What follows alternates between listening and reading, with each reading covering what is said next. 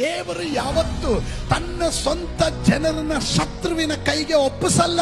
ಆದರೆ ಅವರ ಮೊಂಡುತನ, ಅವರ ಅಪರಾಧ, ಅವರು ದೇವರಿಗೆ ವಿರುದ್ಧವಾಗಿ ಮಾಡುವ ಕಾರ್ಯಗಳ ನಿಮಿತ್ತವಾಗಿ ಅವರನ್ನ ದೇವರು ಶತ್ರುವಿನ ಕೈಗೆ ಒಪ್ಪಿಸ್ತಾನೆ. ಕೆಲವೊಮ್ಮೆ ಹೋರಾಟ ಬರೋದು ಒಳ್ಳೆಯದು, ಕೆಲವೊಮ್ಮೆ ಶತ್ರುಗಳನ್ನು ದೇವರು ಇಡೋದು ಒಳ್ಳೆಯದು.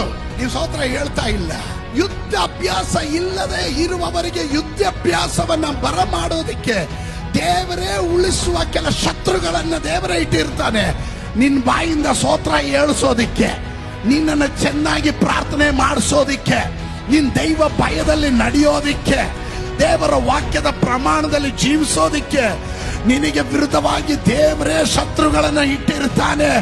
ನೀನು ಈ ಶತ್ರು ಇಲ್ಲದೆ ಹೋಗಿದ್ರೆ ಇಲ್ಲಿ ಕುತ್ಕೊಂಡು ಇವತ್ತು ಸ್ತೋತ್ರನೂ ಹೇಳ್ತಾ ಇರಲಿಲ್ಲ. ನಿನ್ನ ಮುಂದೆ ಶತ್ರುಗಳನ್ನ ದೇವರ ಅನುಮತಿ ಮಾಡಿರೋದಕ್ಕಾಗಿ ಒಂದು ಸ್ತೋತ್ರ ಹೇಳ್ರಿ.